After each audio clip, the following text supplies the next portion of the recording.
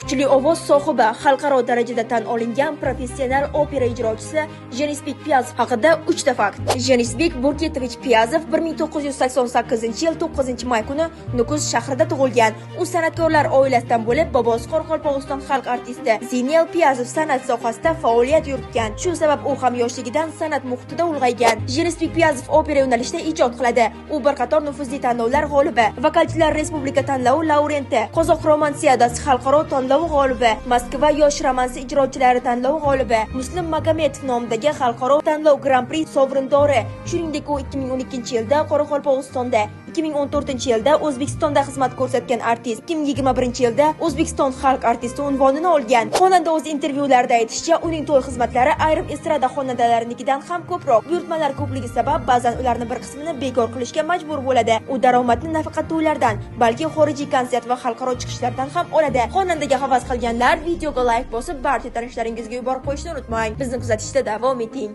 chunki siz bilmagan sara xabarlar hali oldinda.